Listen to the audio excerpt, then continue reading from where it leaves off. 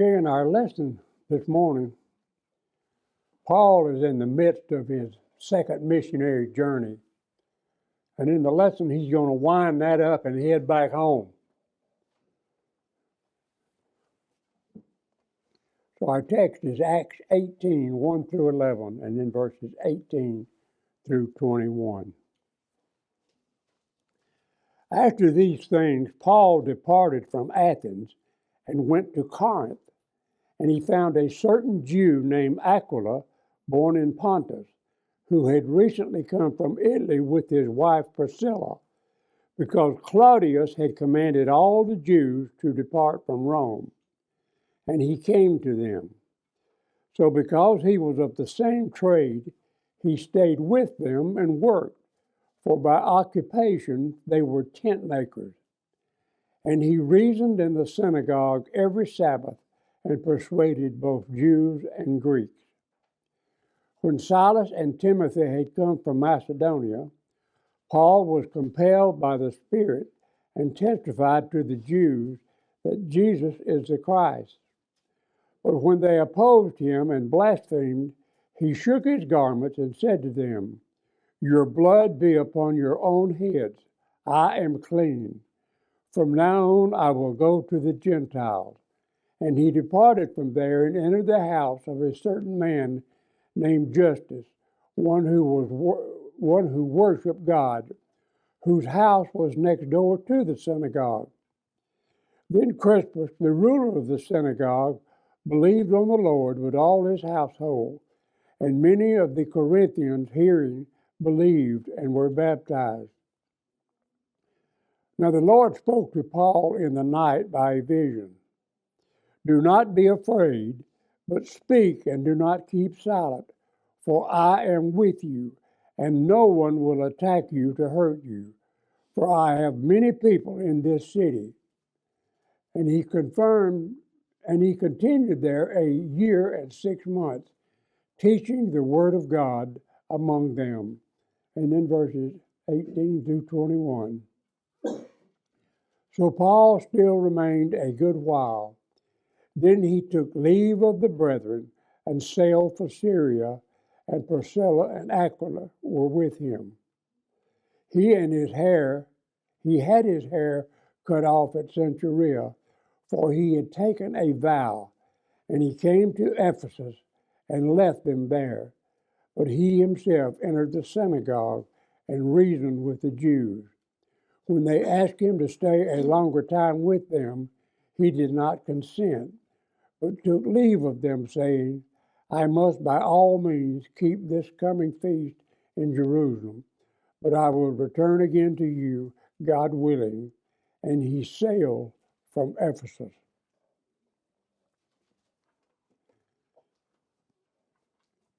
As our lesson opens this morning, we're going to find Paul.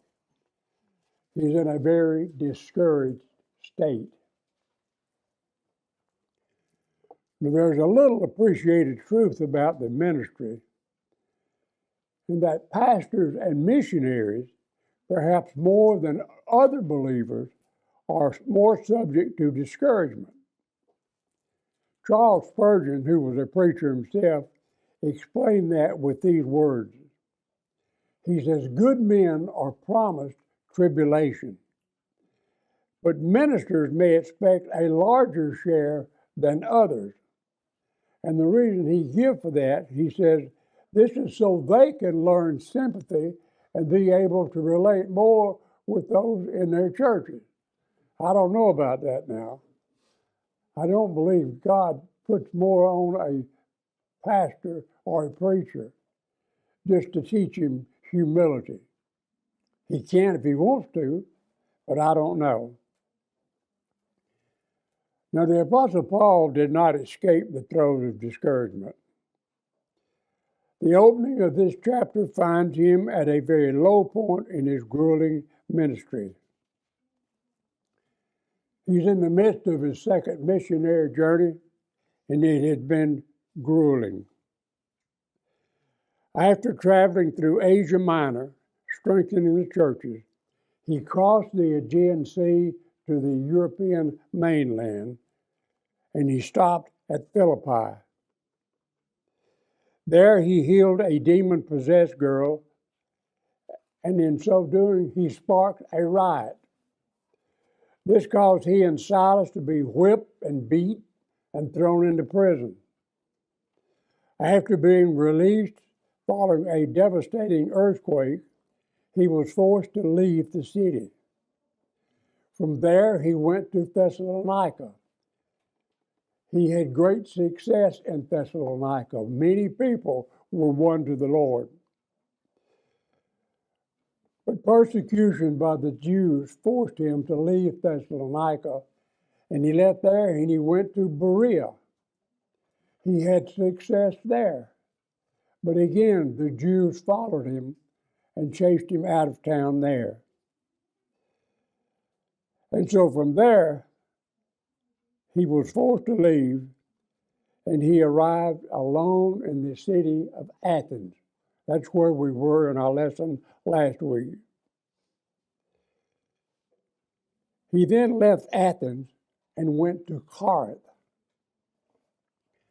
Now, by Paul's day, Corinth had replaced Athens as the leading political and commercial center in Greece. Nearly all traffic between northern and southern Greece passed through that city.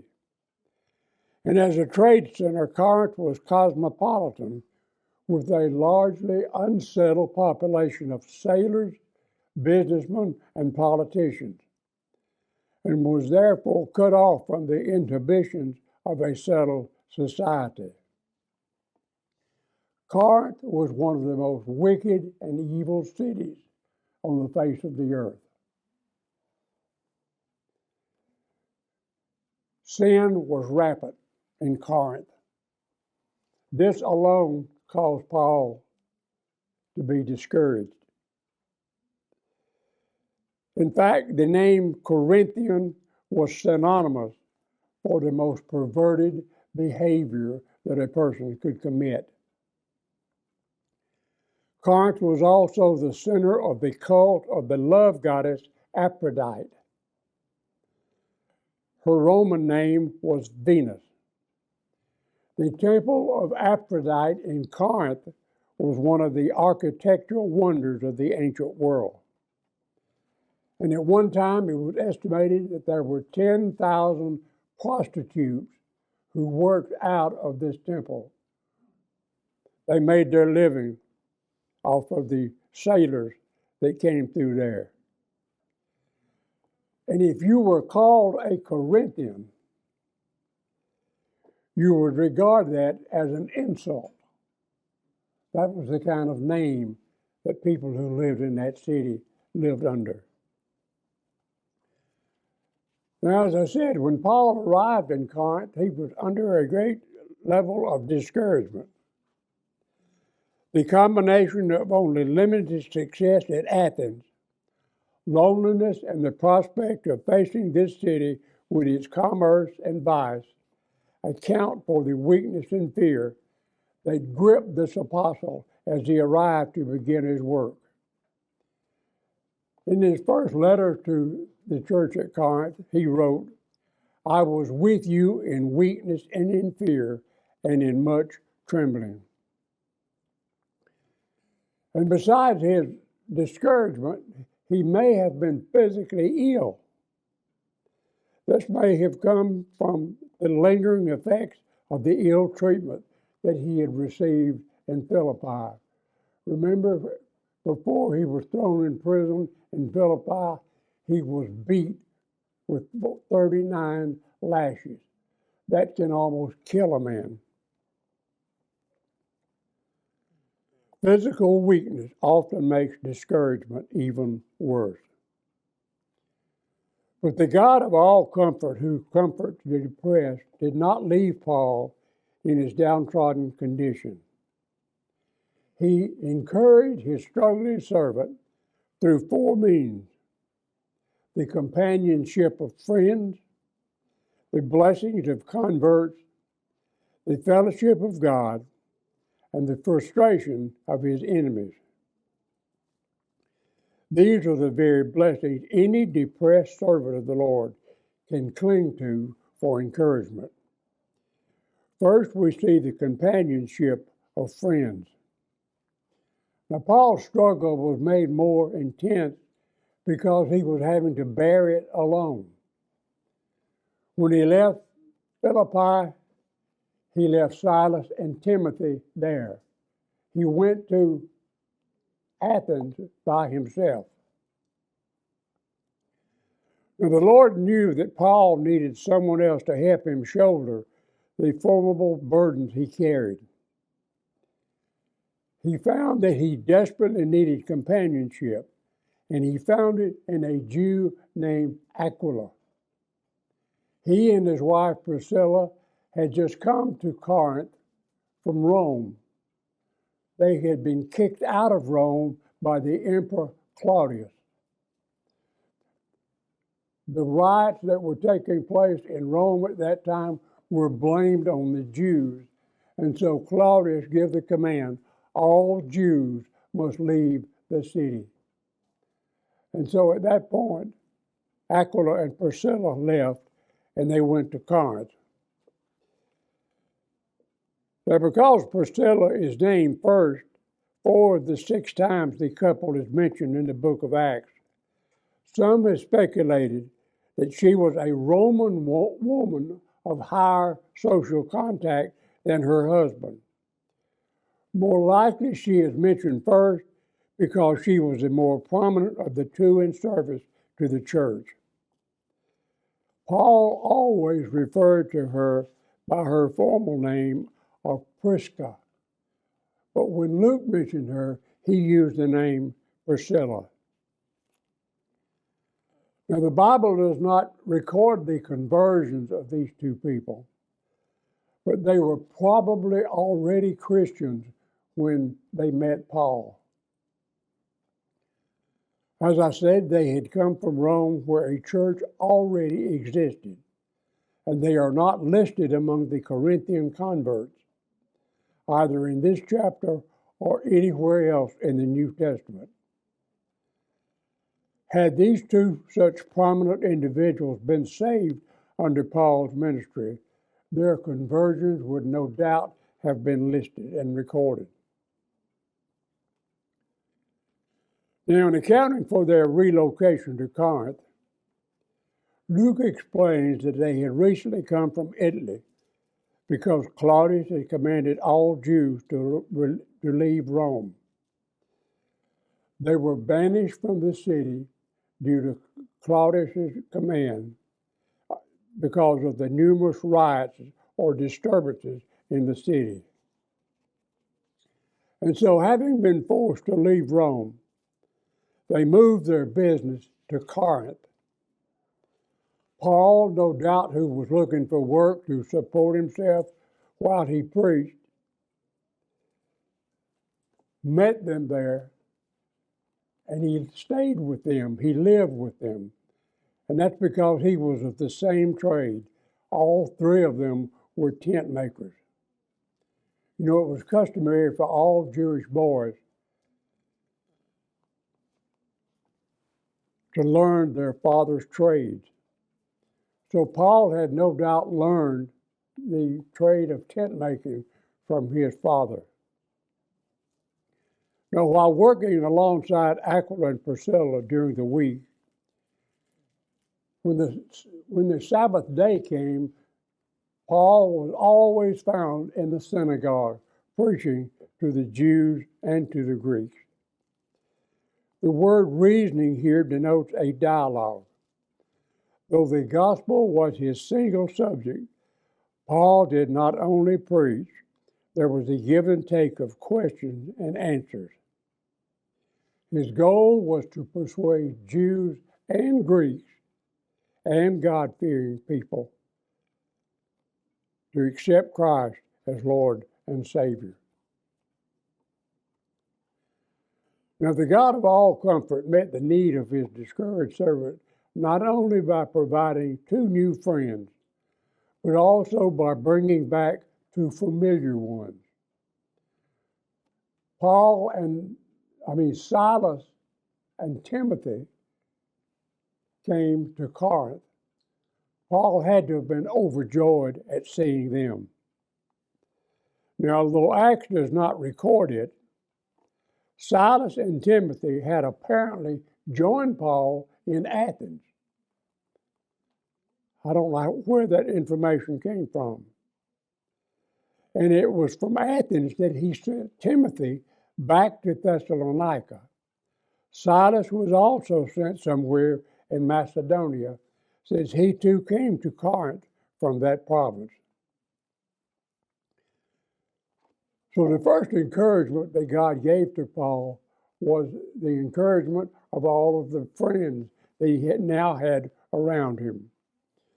Paul's second form of encouragement came through the blessing of converts. Now, I've mentioned before that the church at Philippi was Paul's favorite church. That was because this church alone supported him in his ministry.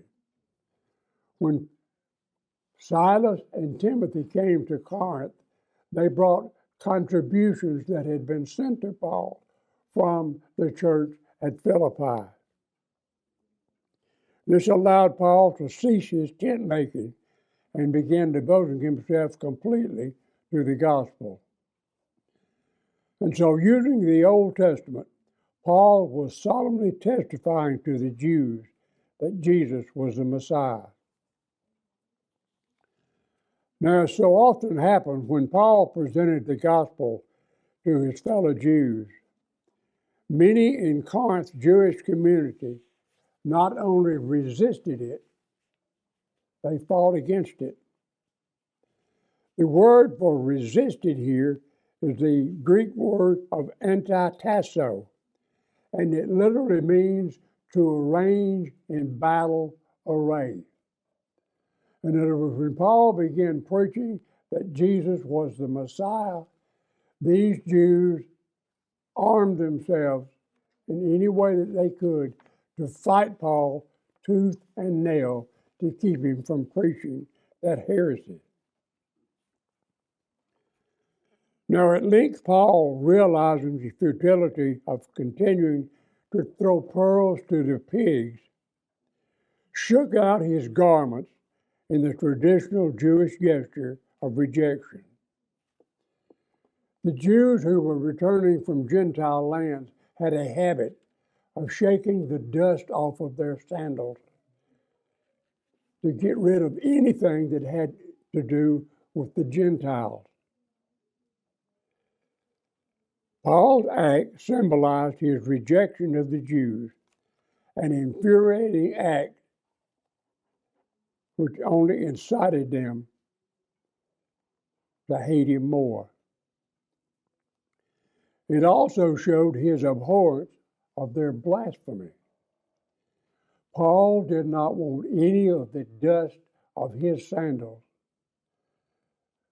that came upon those sandals but in the synagogue where these blasphemies were taking place. So he shook his sandals to get the dust off of him. And this just made the Jews even madder. Paul told him, he says, your blood is on your own head. I am clean. I have done my best. I have given you the gospel. I have told you about your Messiah, and you have rejected him. You see, the ball was now in the Jews' court, and they really didn't know what to do with it. Paul's ministry of the gospel was then to go to the Gentiles. So he departed from the synagogue and went to the house of a certain man named Titus Justus. The Bible lists this man as a worshiper of God. And as a worshiper of God, Justus had shown an interest in the God of Israel and had attached himself to the synagogue. Now, his name indicates that he was a Roman. And since Romans often had three names, some have speculated that his full name was Gaius Titus Justus, thus identifying him with the Gaius that's listed in Romans and 1 Corinthians. Now, Paul's passion to reach his fellow Jews with the gospel did not allow him to go far from the synagogue. In fact, the house of Titus Justus was right next door to the synagogue. This again infuriated the Jews. And to make matters even worse, Crispus, who was the head of the synagogue, listened to Paul's preaching, and he accepted Christ. Can you imagine the astonishing shockwave that went through Corinth's Jewish community when that happened? And when many of the Corinthians heard that Crispus had been converted, many more people accepted Christ. So Paul was having a great harvest to his preaching there in Corinth. And so desperate to halt the rising tide of belief in Jesus as Messiah, they soon hauled Paul before the Roman authorities. But before that ordeal took place, the Lord provided Paul with the most encouraging comfort of all. He came himself to Paul. In a vision in the night, God came to Paul. The Lord's fourth encouragement came through the fellowship of himself to Paul. Now, Paul's friends, both his newfound ones and his old ones, gave much encouragement to him, as did the many Corinthian converts. Yet those very converts brought an intensifying opposition from Corinth's Jewish community, to the extent that Paul was struggling with whether he should even continue to be there. The thoughts came into Paul's head, do I even need to be in this corrupt city? He's thinking about maybe just moving on. And so God comes to Paul in the night, and he tells him, Paul, keep on preaching. Keep on speaking. Keep saying the same things that you have been saying. Paul, I am with you, and even more, I will not let anything happen to you while you are in this city. That greatly encouraged Paul. This is one of the 6 visions Paul received in Acts, all coming at crucial points in his ministry. Now, the Lord's encouraging message, do not be afraid, answered the struggle in Paul's mind. This supernatural vision provided 4 reasons not to give up proclaiming the gospel in that city. First, God commanded it specifically when he told him to go on speaking. Second, God reminded him, I am with you. I won't leave you. With the Lord's powerful presence aiding his ministry, Paul could now accomplish anything that God gave him to do. And then third, God promised Paul that no man will attack you in order to harm you. Those under God's protection are invulnerable. The final reason God gave Paul was to keep preaching was he, God, had many people in the city. This included all of those in Corinth who had been appointed to eternal life and had not yet believed. It is clear here that some people who have not been saved, and they will not be saved without the preaching of the gospel. The harvest was there. God is just saying, Paul, bring it in. Paul defined his preaching as having the purpose of bringing those whom God had chosen and given to his Son to faith.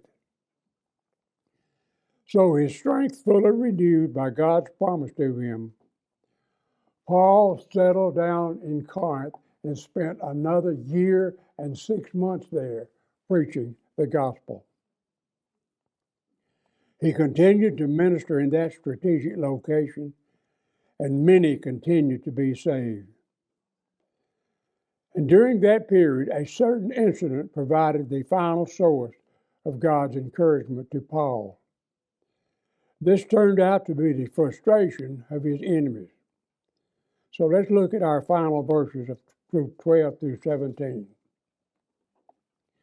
Now, Paul's Jewish opponents had watched in frustrated rage as more and more people came to faith in the very man that they said, we don't even believe in. We don't believe he's our Messiah. And to see more and more people being won to the Lord really got to them. Finally, in desperation, they tried to get the Roman authorities to put a halt to Paul's preaching. This authority was vested in a man named Gallio, who was the proconsul of Achaia. Gallio was the brother of Seneca, the famed Roman philosopher and the tutor of Nero, the Roman emperor. Seneca described his brother Gallio as an intelligent person who hated flattery and was blessed with an unaffectedly pleasant personality. Luke's use of the title proconsul is just another important testimony to his painstaking accuracy as an historian. So, hoping to capitalize on Galileo's inexperienced authority, the Jews with one accord rose up against Paul and brought him before the judgment seat. The judgment seat was a large raised stone platform that stood in the marketplace in front of the residence of the proconsul and served as a public court where he tried cases. Now, the Jews here are hoping for a favorable verdict from Gallio, which could then be cited as a precedent in other places where the gospel was preached. They began the proceedings by saying, "This man persuades men to worship God, which is contrary to our law." Now, the Romans had accepted the Jewish religion. They just considered this new group who called themselves Christians as part of the Jewish faith. And so the Jews, by complaining to Gallio, this is contrary to our laws, they're trying to get him to think that these people are nuts.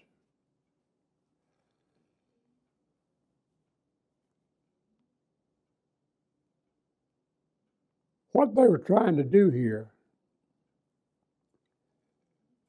you see, Paul's Christian teaching was outside the bounds of Judaism. Christianity, they said, should not receive the same breaks as Judaism. This was a charge of far-reaching implications. Had Gallio ruled in the Jews' favor, this would have created a precedent that could have not only banned Christianity in Corinth, but also throughout the Roman Empire. But Gallio was not so easily duped. As Paul was about to open his mouth in his own defense, Gallio cut him off. At this point, Gallio said, "I see nothing wrong here. No law has been broken." He refused to meddle in what he viewed as an internal dispute in someone's religion. And so, to the consternation of the Jews, his official ruling was There is no crime involved here. So that set Paul free to continue preaching the gospel. Now, as we close with verses 18 through 21, Paul is now getting ready to pack up and go home. His second missionary journey is coming to an end. Paul, along with Aquila and Priscilla, and most likely Silas and Timothy, got on a ship and set sail for Syria and then home to Antioch. And the Bible tells us that Paul had taken a vow. Luke doesn't tell us what that vow was. But Paul had made the vow and he wanted to see it through. It could have been a way of expressing gratitude to God and seeking continued blessing. He may have been showing gratitude for the vision that he had received from God, telling him that God was with him. And so when this ship they rode landed in Ephesus, this was the end destination for Aquila and Priscilla. They remained there to work with the church in Ephesus. They would stay there until Paul returned, which would come on his third missionary journey. Now, if Paul was going to take the same ship to Syria, there was probably a layover of a few days to make preparations for the 655-mile journey from Ephesus to Caesarea. While Paul waited, he entered the synagogue, and as was his custom, he debated with the Jews. And when the Jews in the synagogue requested that he remain in the city, he refused. Again, Luke gives no explanation as to why Paul is in such a hurry to get back to Syria. But I believe our text tells us he wanted to go to Jerusalem to some of the feasts that were coming up. So that's most likely why he was in such a hurry to get back to Israel. As Paul was saying farewell to the Jews in Ephesus, he told them he would be back to see them if the Lord willed.